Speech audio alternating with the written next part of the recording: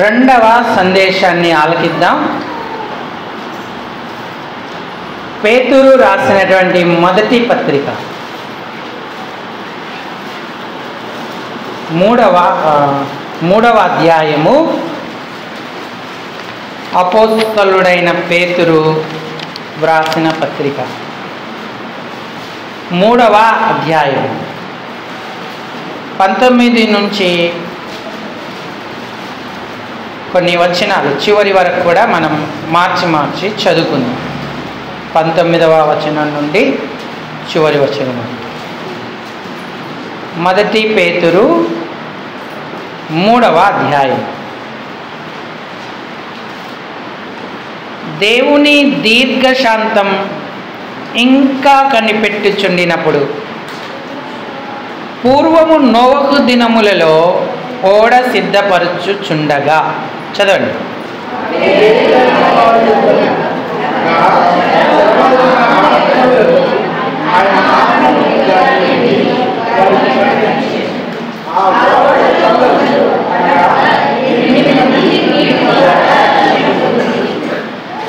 దానికి సాదృశ్యమైన బాప్తిస్మం ఇప్పుడు మిమ్మల్ని రక్షించుచున్నది. అదేదనగా శరీర మాలిన్యం తీసివేయుట కాదు కానీ యేసుక్రీస్తు పునరుత్థాన మూలముగా దేవుని విషయం నిర్మలమైన మనస్సాక్షి ఇచ్చు ప్రత్యుత్తరమే.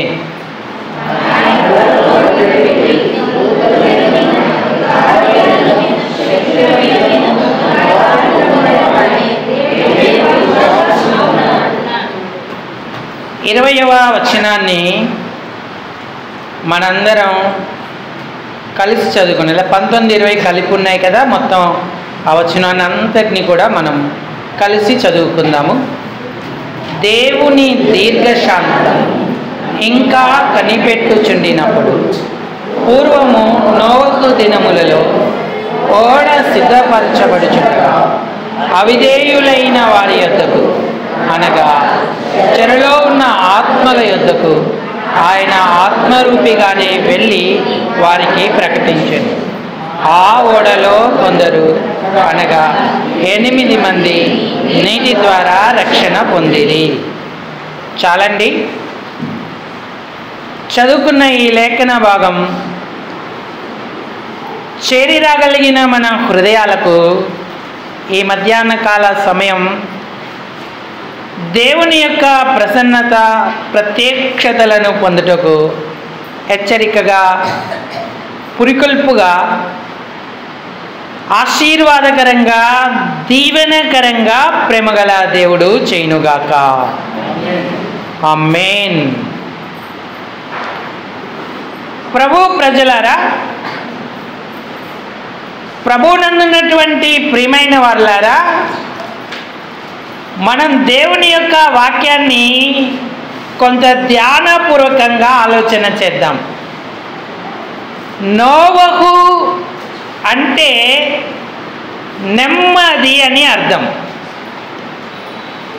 నోవహు మానవ జాతికి యావత్తుకు 2వ మూల పురుషుడు. మొదట ఆదాము మొదటి మూల పురుషుడు. ఆ తర్వాత 10 తరముల తర్వాత 10వ తరము వాడైన నోవహును దేవుడు ఎన్నుకున్నాడు. జలప్రలయంలో ఆ 10 తరాల ప్రజలను, అప్పుడు నివసించినటువంటి ప్రాకు పురుగులు, పక్షులు, జంతువులు, నేల మొలకలతో సహా సమస్తాన్ని దేవుడు నాశనం చేశాడు. ఆ లోకాన్ని తిరిగి నోవహు ద్వారా ఒక కొత్త లోకాన్ని చేయాలని సంకల్పించాడు. కానీ నోవహు తర్వాత వచ్చిన ప్రజలు కూడా దేవుని దీర్ఘశాంతాన్ని, ఆయన కృపను విసర్జించినటువంటి వారిగానే ఉన్నారు. ఈ అంత్య దినాలలో ఆయన ఏర్పాటును మనం తెలుసుకోకపోతే నోవకు ముందున్న ప్రజల వలెను నోవకు తర్వాత వచ్చిన ప్రజల వలెను మనము కూడా అలాంటి పరిస్థితినే సంపాదించుకుంటాం. హెబ్రీ పత్రిక 11వ అధ్యాయము 7వ వచనం. హెబ్రీలకు రాసిన పత్రిక 11వ అధ్యాయం 7వ వచనం. విశ్వాసమును బట్టి నోవకు అది వరకు చూడని సంగతులను గూర్చి దేవుని చేత హెచ్చరిక చేయబడి భయభక్తులు గలవాడై తన ఇంటి వారి రక్షణ కొరకు ఆ ఓడను సిద్ధము చేసెను. అందువలనే అతడు లోకం మీద నేరస్థాపన చేసి ఆ విశ్వాసాన్ని బట్టి కలుగు నీతికి మొట్టమొదట హెచ్చరిక చేయబడిన నోవహు అన్న విషయాన్ని గుర్తించాలి. హెచ్చరిక చేయబడకపోతే నోవహు దేవుని యందు భయభక్తులు కలిగి ఉండేవాడు కాదు. దేవుడు చెప్పినట్టుగా తన ఇంటి వారి రక్షణ కొరకు ఓడను సిద్ధం చేసుకునేవాడు కాదు. మొదట హెచ్చరికను మనస్కరించాడు. రెండవదిగా ఆయన దేవుని యందు భయభక్తులు గలవాడై ఉన్నాడు. మూడవదిగా ఇంటి వారి రక్షణ కొరకు ఓడను సిద్ధము చేశాడు. ఈనాడు నువ్వు ఈ ఏర్పాట్లో ఉన్నావా? దేవుడి హెచ్చరికను నువ్వు మనస్కరిస్తున్నావా? అప్పుడే నీకు భయభక్తులు అబ్బుతాయి. ఆ తర్వాత నీవు చేయవలసిన దానిని నువ్వు చేయగలుగుతావు, సిద్ధం చేసుకుంటావు, రక్షణ ఓడలోకి ప్రవేశిస్తావు. బయట మరణం ఉన్నది, ఓడలో రక్షణ ఉన్నది. బయట తీర్పు ఉన్నది, ఓడలో దేవుని కృపా కాపుదల ఉన్నది. బయట ప్రళయం ఉన్నది, ఓడలో భద్రత ఉన్నది. నీవు దేన్ని ఎంపిక చేసుకుంటున్నావు? దీర్ఘశాంతుడైన దేవుడు అవిధేయులైన ఆత్మల యొద్దకు వెళ్ళి వారికి సువార్త ప్రకటించెను అన్నాడు. ఈనాడు దేవుడు మనకు కూడా తన వార్తను ప్రకటిస్తున్నాడు. యేసు రక్షకుడు, యేసే నిజమైన దేవుడు, నిత్య జీవమై ఉన్నాడని ప్రకటన చేస్తా ఉన్నాడు.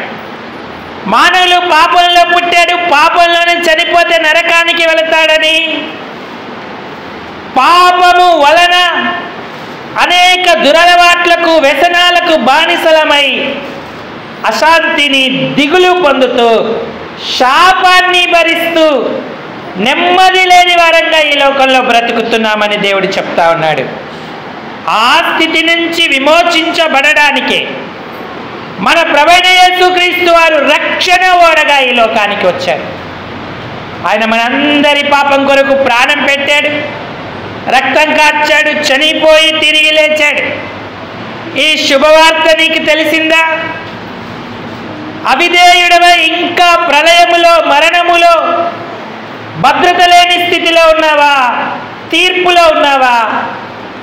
లేక ఓడలోకి ప్రవేశించిన నోవహు వలె హెచ్చరిక చేయబడి భయభక్తులు కలిగి నిన్ను నీ కుటుంబాన్ని రక్షించుకోవడానికి సిద్ధపడుతున్నావా? ఇది అనుకూలమైన సమయం. నేడే రక్షణ దినము అన్నాడు. రేపు ఎలా ఉంటుందో ఎవరికి తెలియదు. అసలు రేపు మనం సజీవులుగా ఉంటామో కూడా మనకు తెలియదు. మనందరికీ తెలుసు కదా, పరిశుద్ధం గారి అత్తగారు, అశోక్ బ్రదర్ గారు తల్లి గారు రాత్రి పడుకున్నారు. నిద్రలోనే ఆమె నిత్యత్వానికి వెళ్ళారు. ఇక తెల్లవారు ఎంత లేపినా లెగలేదు. ఎంత బాధ! భౌతిక ఎడబాటుని బట్టి బాధ ఉండొచ్చు. ఒక సంతోషకరమైన విషయం ఏంటంటే ఆ సహోదరి రక్షణ పొందింది, ప్రభువుని అంగీకరించింది, ధన్యురాలైంది. మరి నేడో రేపో నీకు అలాంటి పరిస్థితి ఏర్పడవచ్చు. నువ్వు రక్షణ పొందకపోతే ఎక్కడుంటావు?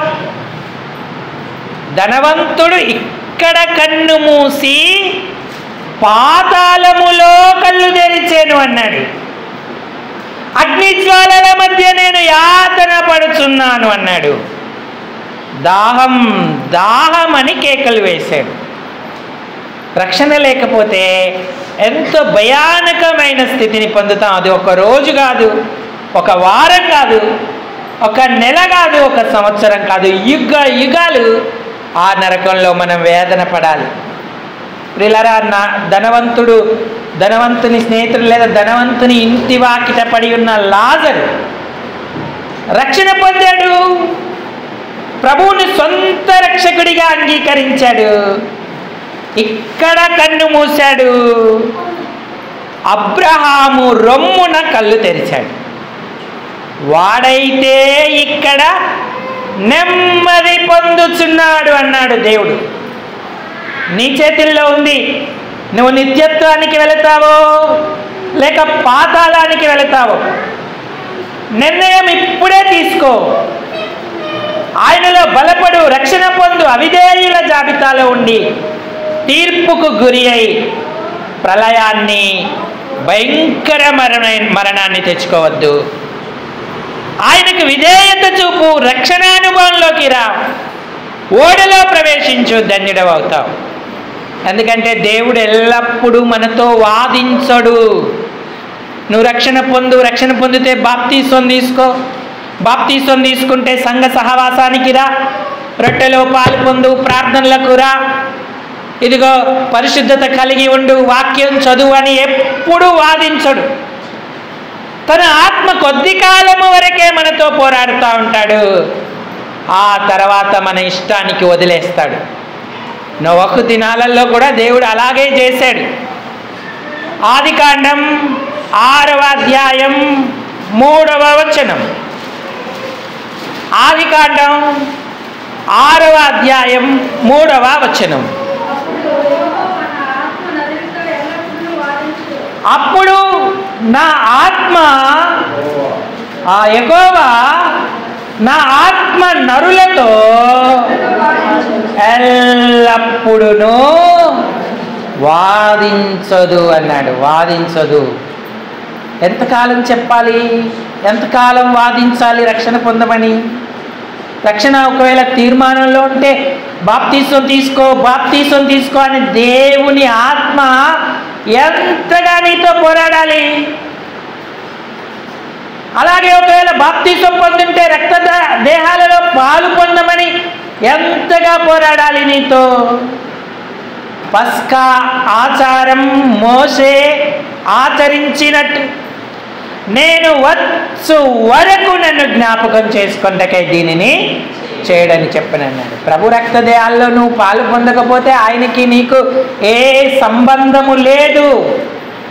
నాకు వేరుగా ఉండి మీరేమీ చెయ్యలేరన్నాడు. ఒకవేళ మనం మందిరంలో పాటలు పాడొచ్చు, పరిచర్య చేయొచ్చు, ఇతరులను ఆదరించవచ్చు, మంచి పదవుల్లో ఉండొచ్చు, కానీ ప్రభుతో సంబంధ బాంధవ్యం సహవాసం లేకపోతే ఆయనకు వేరుగా ఉంటే మనం ఏమీ చేయలేము. నన్ను తిని నన్ను త్రాగువాడే నిత్య జీవము గలవాడు, అంత్యదినమున నేను వారిని లేపుదును అన్నాడు. దేవుని ఆత్మకు ఎప్పుడు మనం విధేయత చూపిస్తామో అప్పుడు ధన్యులమవుతాం. సంఘ సహవాసంలో నిలిచి ఉంటేనే ఆ ప్రత్యక్షత, దేవుని సన్నిధానంలో బలపడితేనే ఆ దీవెన. కాబట్టి నువ్వు పరలోకానికి ప్రవేశించడానికి, రక్షణ ఓడలో భద్రంగా ఉండడానికి హెచ్చరిక చేయబడుతున్నావా? హెచ్చరికను మనస్కరిస్తున్నావా? దేవుడు వాదించి మౌనముగా ఉండే స్థితికి తెచ్చుకోవద్దు. ఆ ఆత్మ వాదనకు లోబడితే మనం ధన్యులమవుతాం. ఆ తరము వారిలో నోవహు ఒక్కడే కృపనొందాడు. ఎందుకు కృపనొందాడు అంటే హెచ్చరికకు మనస్కరించాడు. 6వ అధ్యాయము 9వ వచనం చదవండి.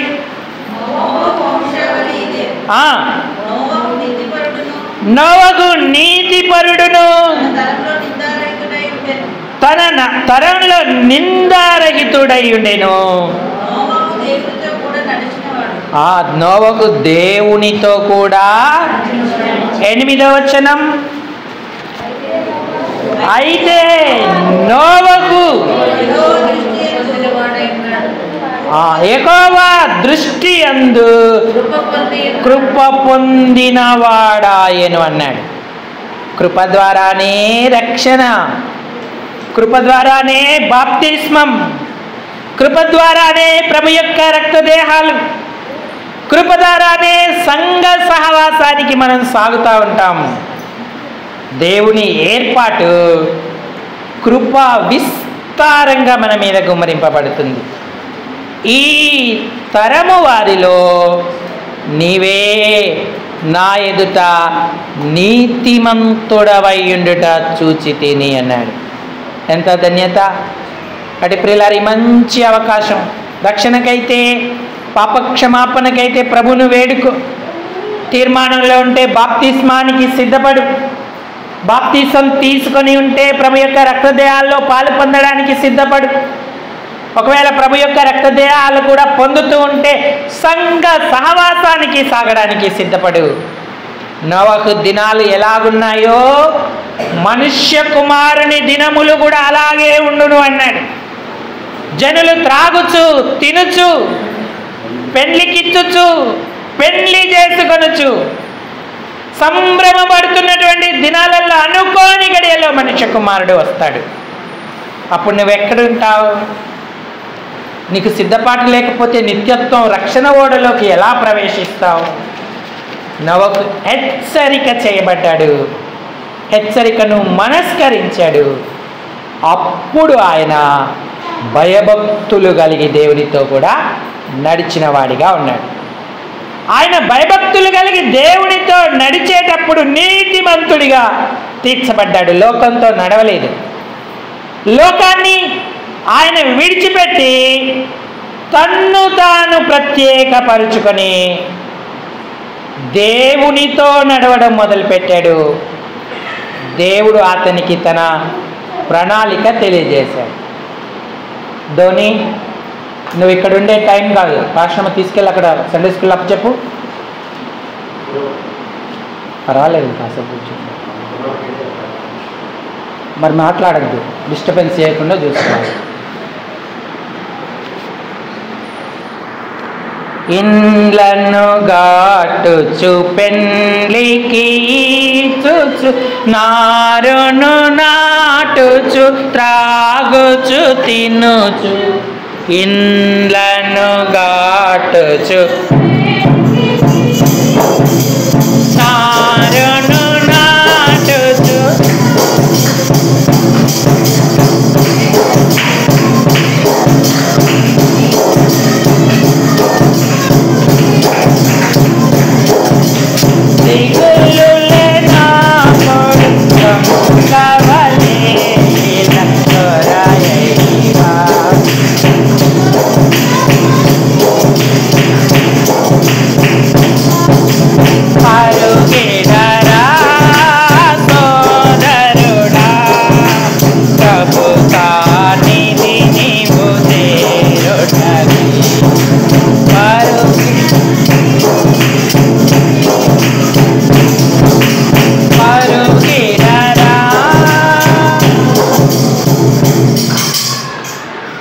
దేవుని పిల్లలముగా మనం ప్రభు యొక్క సన్నిధానానికి పరిగెత్తేటువంటి వారంగా ఉండాలి.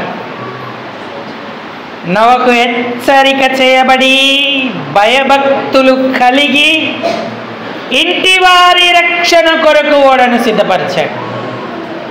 ఈనాడు లోకంతో సావాసం చేస్తూ ఉంటే మనము లోకుల్లాగా అయిపోతాం, కానీ దేవుని స్వభావాన్ని మనలో సంతరించుకోము.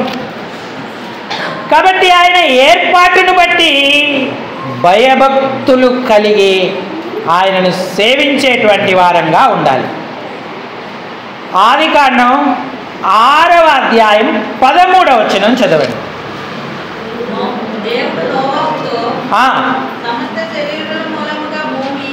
సమస్త శరీరుల మూలముగా భూమి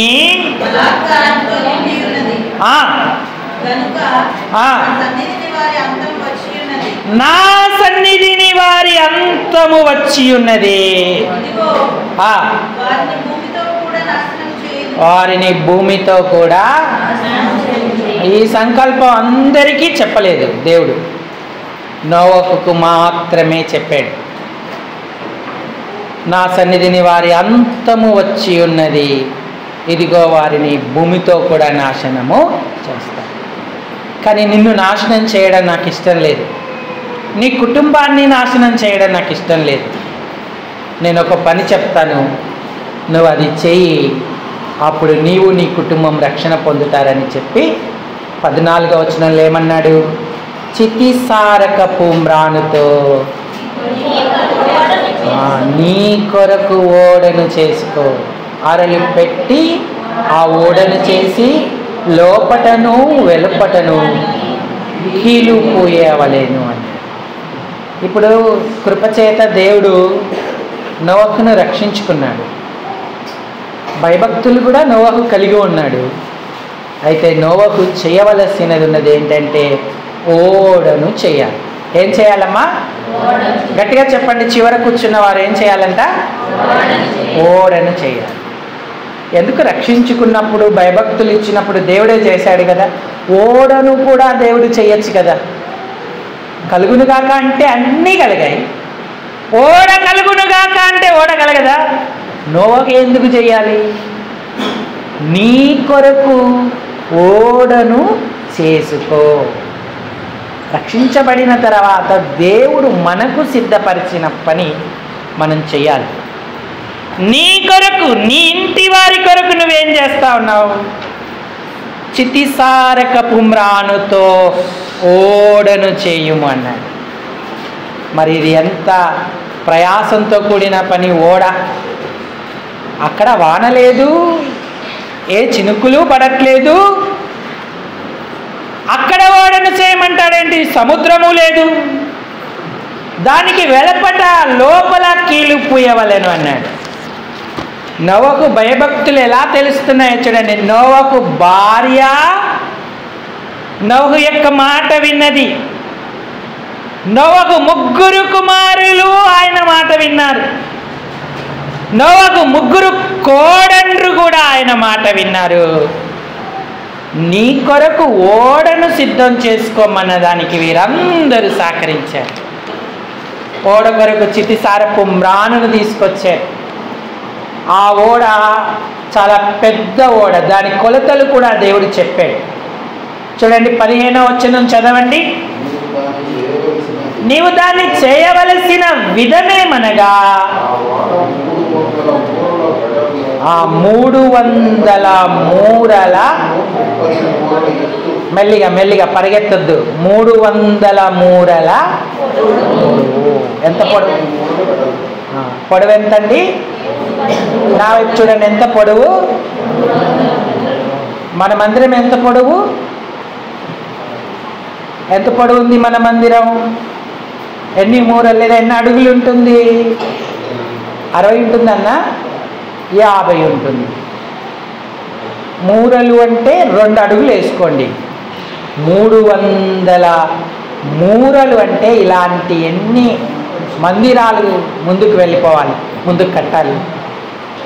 అంత పెద్ద ఓడను దేవుడు ఏర్పరిచాడు, చేసుకోమన్నాడు.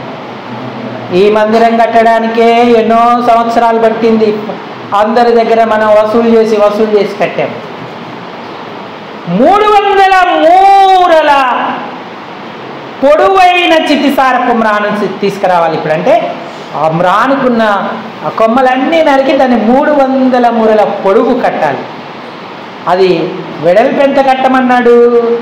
50 మూరలు అన్నాడు. అంటే 100 అడుగులు అనుకోండి, 100 అడుగులు. ఆ తర్వాత అన్నాడు 30 మూరల ఎత్తు. ఈ మందిరం ఒక 5 మూరలు ఎత్తు ఉంటుందేమో, అడుగుల లెక్కడికి వస్తే 10 అడుగులు ఉంటుందేమో. మరి ఎత్తు 9 10 ఉంటుంది కావచ్చు, మామూలుగా 10 పెడతారు తెలిసి. మరి ఇలాంటివి ఎన్ని పైన మనం కట్టాల్సి వస్తుంది? అలాంటి దాన్ని 3 అంతస్తులుగా దేవుడు కట్టమని చెప్పాడు. ఇంత సమాచారాన్ని నోవకు దేవుడు అనుగ్రహించాడు. ఎంత ప్రయాసపడ్డాడు ఓడ కట్టడానికి. ఓడ కట్టెను అని ఈజీగా అంటాం, కానీ చిత్తిసారపు ఆ కలప తేవాలి, కీలు తేవాలి, బంక తేవాలి, మేకులు, అది విస్తారమైన పని. ఎక్కడా కూడా చిన్న రంధ్రం లేకుండా నోవకు ఓడను కట్టాడు. ఎంత ప్రయాసపడ్డాడు. ఈనాడు మన భక్తి జీవితాన్ని మనం కట్టుకుంటున్నామా? హెచ్చరిక నుండి దేవుని యందు కట్టుకునేటువంటి వారంగా ఉన్నామా? నీ కొరకు ఏం చేస్తున్నావు నీ భక్తి జీవితాన్ని? ఈరోజు మనం 2 రకాలుగా కట్టుకోవచ్చు. అయితే ఆ దినాన పని నిలిస్తే ఫలితం, పని నిలవకపోతే ఫలితం ఏముండదు. దేవుడు చితిసారపు మానుతో కట్టమన్నాడు. ఇప్పుడు నేను ఈ అరణ్యంలో ఎక్కడెక్కడ తిరిగి ఆ మ్రాను తేవాలి అనుకోలేదు. వేరే మ్రాను కూడా ఆయన వాడలేదు, అదే మ్రాను వాడాడు. అంతే లెక్కలు వాడాడు. నోవహు అట్లు చేసేను అన్నాడు. దేవుడు ఎలా చెప్తే అలా చేశాడు.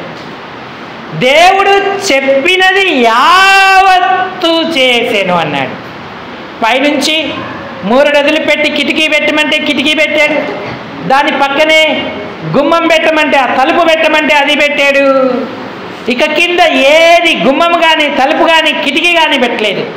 3వ అంతస్తులో మాత్రమే అవి పెట్టాడు. అట్లు చేశాడు, యావత్తు చేశాడు. ఈనాడు మనం అలా చేసినప్పుడే మన భక్తి జీవితము ద్వారా రక్షణ ఓడలోకి ప్రవేశిస్తాం. మనం 2 రకాలుగా ఈ దినాలలో చేయొచ్చు. కొరింథీ రాసిన మొదటి పత్రిక 3వ అధ్యాయము 10వ వచనం నుంచి సాయం చేయండి.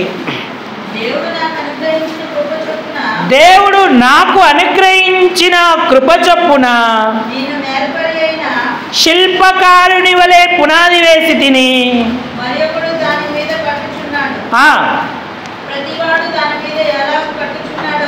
ప్రతివాడు దాని మీద ఎలాగు కట్టుచున్నాడో జాగ్రత్తగా చూసుకొనవలెను. ఆ పునాది యేసుక్రీస్తే అన్నాడు. చదవండి అమ్మా. ఎవడైనా ఈ పునాది మీద బంగారము, వెండి, వెలగల రాళ్లతో, కర్ర, గడ్డి, కొయ్యకాలు మొదలైన వాటితో కట్టిన ఎడల వాని పని కనబడును. ఆ దినము దానిని అది అగ్ని చేత బయలుపరచబడును. మరియు వాని పని ఎట్టిదో దానిని అగ్ని పరీక్షించును అన్నాడు.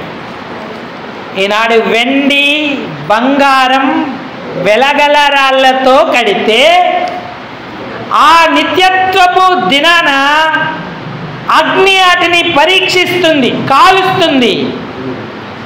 అలా కాల్చబడిన బంగారం, వెండి, వెలగల రాళ్ళు మరింత తేజోమయం అవుతాయి. ఆ పని నిలిచి ఉంటుంది, వాడు బహుమానం పొందుతాడు. ఎందుకు నేను దేవుడు చెప్పినట్టు చేయాలి? ఇప్పుడు ఆ బంగారం కోసం, వెండి కోసం, వెలగల రాళ్ళ కోసం ఏ గౌనులు తవ్వాలి, ఏ భూమి తవ్వాలి అని ప్రయాసపడకుండా, కష్టపడకుండా, భయభక్తులు కలిగి ఉండక ఏదో కర్ర, గడ్డి, కొయ్యకాల చేత కడితే ఏమవుతుంది? అందరూ చేస్తున్నారుగా, నేను కూడా భయభక్తులు కలిగి చేస్తానని చేస్తే కర్ర, గడ్డి, కొయ్యకాలు చాలా సులువుగా దొరుకుతాయి భూమి మీదనే. వాటిని తీసుకొచ్చి కడితే అగ్ని వాని పని పరీక్షించును అన్నాడు. కర్రకు అగ్ని తగిలితే ఏమవుతుంది? కొయ్యకాలకు అగ్ని తగిలితే ఏమవుతుంది? గడ్డికి అగ్ని తగిలితే ఏమవుతుంది? బూడిద అవుతుంది, బూడిద. మనుషులు మెచ్చుకోవచ్చు, అబ్బా ఎంత మంచి సేవ, ఎంత మంచి సేవకుడు, ఎంత మంచి సేవకురాలు, మనుషులు మెచ్చుకోవచ్చు. నిత్యత్య దినాన మన పని ఏంటి, మన భక్తి ఏంటి? మనం నిలిచి ఉంటామా, కాలిపోతామా? బూడిద మిగులుతుంది అన్నాడు. దేవుడి కృప ఉంది కాబట్టి నీ మట్టుకు నీవు, అతని మట్టుకు అతడు రక్షింపబడును కానీ అగ్నిలో నుండి తప్పించుకున్నట్టుగా రక్షించబడును అన్నాడు. అతనికి ఫలితం ఏముండదు.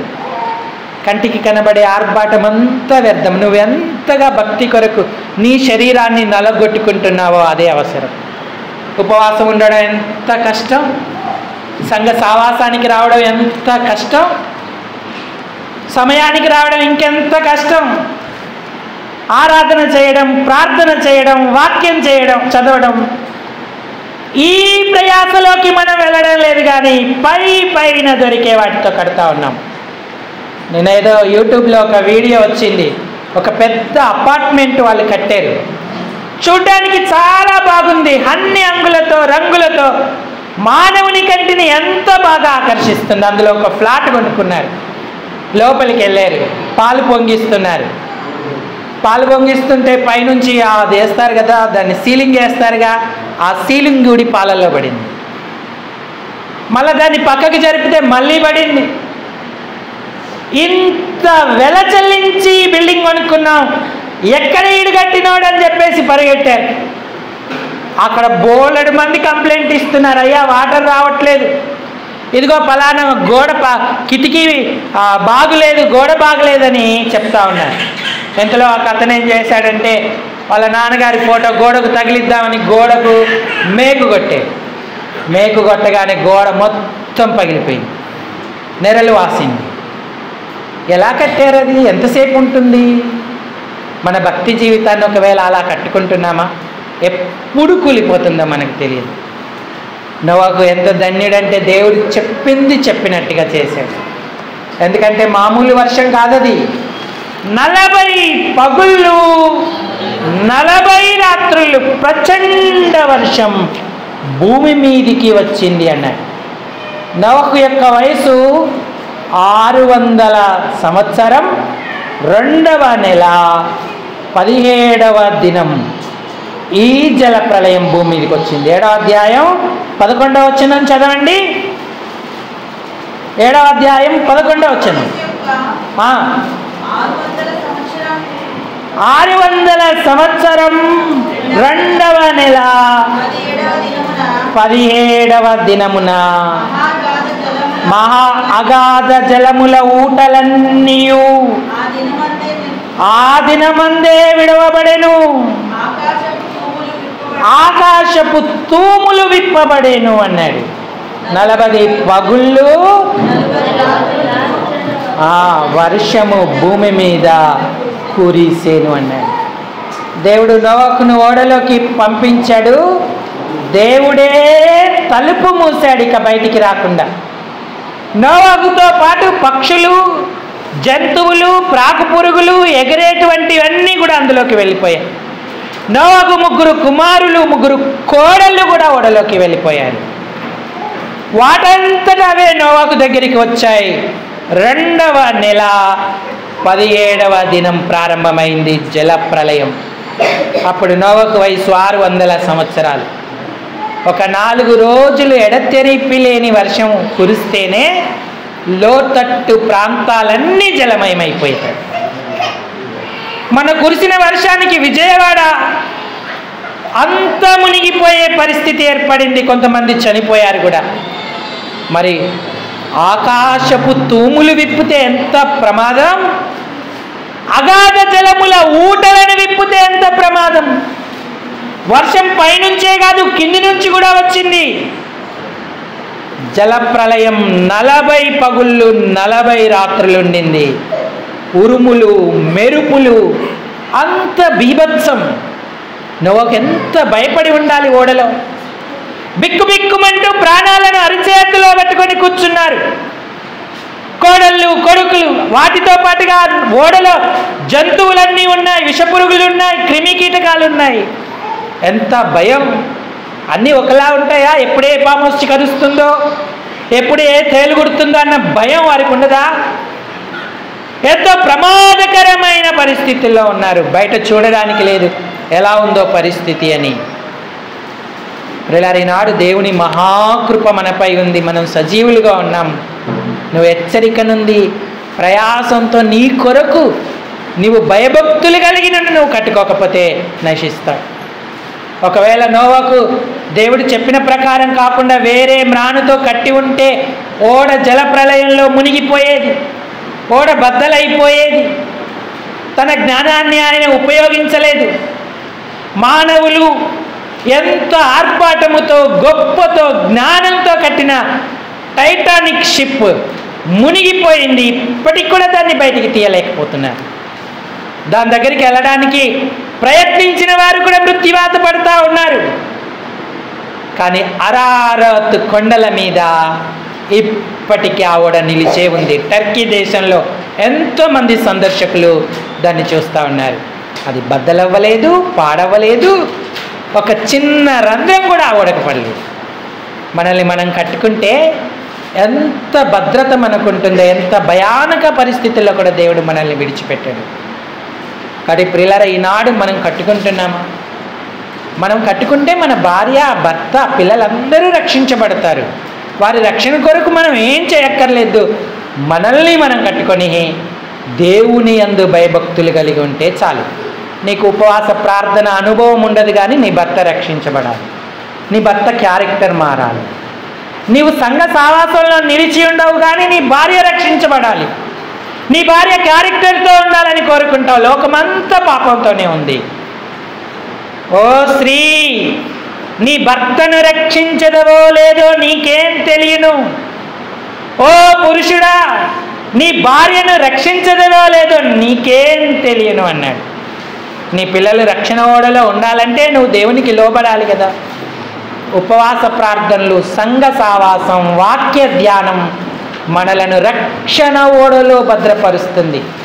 యోబు తన చుట్టూ, తన ఇంటి చుట్టూ, తనకు కలిగిన యావత్తు చుట్టూ కంచె వేయించుకున్నాడు. దేవుడే ఆ కంచె వేశాడు. యోబు నిత్యము ఆయనను ప్రార్థన చేసేవాడు కాబట్టి ఆ ధన్యత యోబుకు లభించింది. ఈనాడు మనం ఎక్కడున్నాం? ఓడను కడుతున్నామా? భయభక్తులు కలిగి ఉంటున్నామా? అసలు పురుషులు రక్షించబడి భయభక్తులు కలిగి ఉండాలంటే వాక్యం అవసరం లేదు, మన ప్రవర్తన చాలు. పేతురు ఏమన్నాడంటే, వాక్యము లేకుండానే వారు రక్షణ పొందుతారన్నాడు. చూడండి, 3వ అధ్యాయం 1 పేతురు పత్రిక మొదటి 2 వచనాలు సాయం చేయండి. అటువలే స్త్రీలారా మీ స్వపురుషులకు లోబడి ఉండుడి. అందువలన వారిలో ఎవరైనను వాక్యమునకు అవిధేయులైతే వారు భయముతో కూడిన మీ పవిత్ర ప్రవర్తనను చూచి వాక్యము లేకుండానే తమ భార్యల నడవడి వలన రాబట్టబడవచ్చును అన్నాడు. ఎంత చక్కని మాట! దీని కొరకు ఎంత ప్రయాసపడుతున్నాం. దేవుడు తప్పకుండా మన కుటుంబాన్ని రక్షిస్తాడు. అది భర్తే కావచ్చు, భార్యే కావచ్చు. నువ్వు సరిగ్గా ఉపవాసం ఉండి దేవుని సన్నిధిలో నిలిచి ఆయన కొరకు వేడుకుంటే నీ కుటుంబం నాశనంలోకి వెళ్ళదు, దేవుని ఏర్పాట్లోకి వస్తుంది. అసలు మనకు లోబడే గుణం ఉంటేగా మన భర్తలను, భార్యలను, పిల్లలను రక్షించుకోవడానికి. వాక్యం ఏది చెప్పితే అది మనం చేయాలంటే దానికి వేరే ఆప్షనే మనకు లేదు. మనం ఎన్నైనా సమర్థించుకోవచ్చు, కానీ దేవుని వాక్యం దగ్గర ఆయనకి ఏం సమాధానం చెప్తాం? సమర్థించుకుంటామా? నేను ఎంతోమంది సాక్ష్యాలు విన్నాను.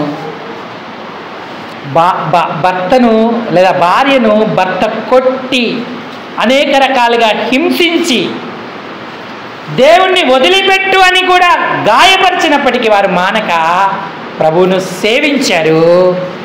అనతి కాలంలో వారు రక్షణ పొంది సాక్ష్యం ఇస్తున్నారు. నేను ఎంత దుర్మార్గునండి, నా భార్యను ఎంత హింసించాను ప్రార్థనకు వెళ్ళొద్దని, బైబిల్ పట్టుకోవద్దని.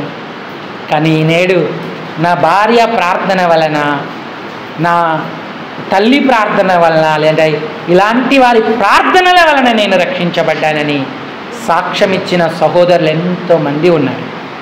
మనం ఆ అనుభవాన్ని పొందుతున్నామా? భయభక్తులు కలిగి ఉన్నవారు కట్టుకుంటారు, కూలగొట్టుకోరు.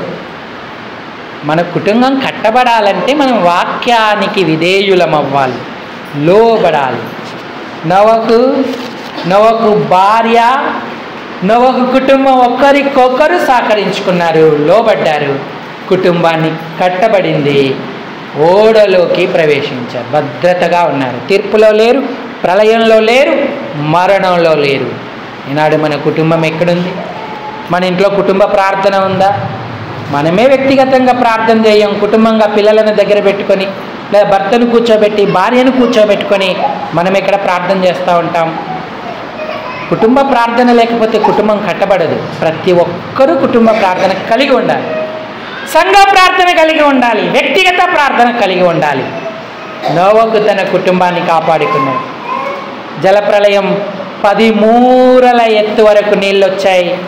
150 దినాల వరకు అలాగే నిలిచి ఉన్నాయి. మీరు ఇంటికి వెళ్ళాక చదవండి. క్రమక్రమంగా నీళ్లు తగ్గుతూ వచ్చాయి. సరిగ్గా 7వ నెల 10వ నెల చూడండి. 8వ అధ్యాయానికి రండి. 8వ అధ్యాయం 4వ వచనం చదవండి. 7వ నెల 17వ దినమున ఆ ఓడ అరారాతు కొండల మీద నిలిచెను. నీళ్లు 10వ నెల వరకు క్రమక్రమంగా తగ్గుచూ వచ్చాను అన్నాడు. 2వ నెలలో ప్రవేశిస్తే 10వ నెల వరకు కూడా నోవహు ఆ ఓడలోనే ఉన్నాడు. కావలసిన ఆహారం సామాగ్రి అన్నిటికీ, పశువులకు అన్నిటికీ ఉంది. ఓడలో కూడా నోవహు ఏం ఖాళీ లేడు. ఓడలో కూడా పని ఉంటుంది. ఎన్ని జంతువులు ఉన్నాయండి. జంతువులు పేడ వేస్తాయి, రొచ్చ చేస్తాయి, రోత, అదంతా ఎప్పటికప్పుడు నోవహు శుభ్రం చేయాలి, లేకపోతే నోవహు ఉండలేడు. పురుగులు, ప్రతి జీవం సంబంధమైన ప్రతిదీ కూడా ఓడలో ఉంది. తర్వాత సంతతిని బ్రతికించడానికి దేవుడు వాటిని ఆయన దగ్గరికి పంపించాడు. మరి ఎంత ప్రయాసపడితే నోవహు రక్షణ పొందడానికి కారణమయ్యాడు.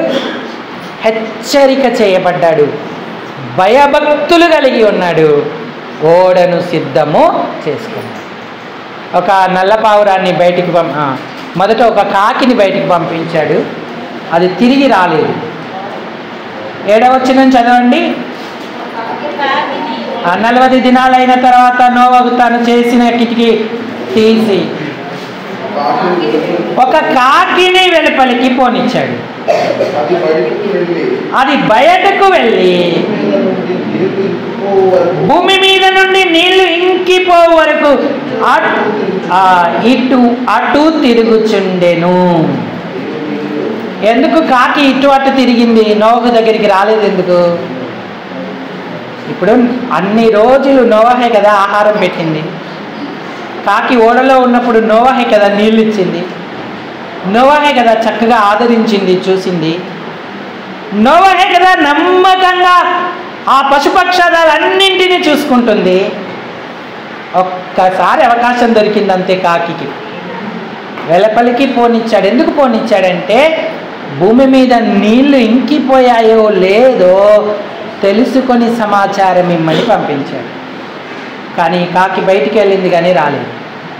కాకి ఏమనుకుందంటే, అమ్మో ఇంతకాలం నేను బంధించబడి ఉన్నాను, అన్నీ ఆజ్ఞలే, అటెళ్ళొద్దు ఇటెళ్ళొద్దు, ఇక్కడుండు అక్కడుండు, ఇదిగో ఈ వేళకు తిను ఈ వేళకు త్రాగు, ఇన్ని కండిషన్స్ మధ్య నేనెక్కడుండేది? పలానా చర్చెస్లో పలానా వ్యక్తుల దగ్గర ఎంత స్వేచ్ఛ, వారు నాకు ఒక్క మాట అనరు, ఒక్క ఆజ్ఞ పెట్టరు, ఆ ఉపవాసం ఉండమనరు, సంఘానికి రమ్మనరు, రక్షణ పొందమనరు, బాప్తిస్వం తీసుకోమనరు. వారు ఏం చెప్పరు, ఎంత బాగుంటుంది, హాయిగా వెళ్ళి హాయిగా రావచ్చు అనుకుందేమో. ఇక లోకమంతా అప్పటికే కళేబరాలు తేలుతూ ఉన్నాయి. కాకి బయటికి వెళ్ళినప్పుడు చచ్చిపోయిన బయట ఉన్న ఆ పశుపక్షాదులు, మనుషుల శవాలు అన్నీ కూడా తేలుతూ ఉన్నాయి. కాకికి ఎంత మంచి విందు దొరికిందో. కాకి అపవిత్రమైన స్వభావం, అపవిత్రమైన తత్వానికి గుర్తు.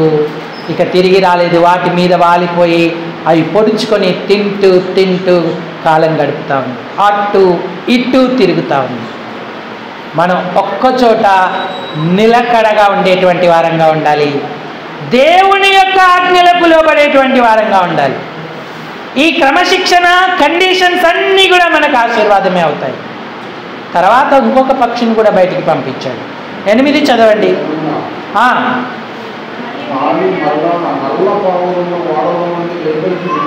పావురం నల్లగానే ఉంది కానీ అది పావురం.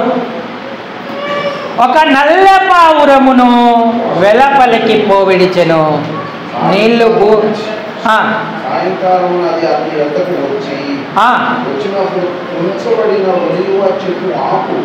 త్రుంచబడిన ఒలీవ చెట్టు యొక్క ఆకు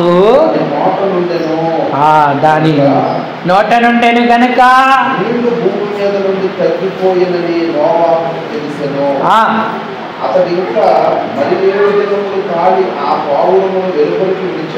ఇప్పుడు ఆ పావురము ద్వారా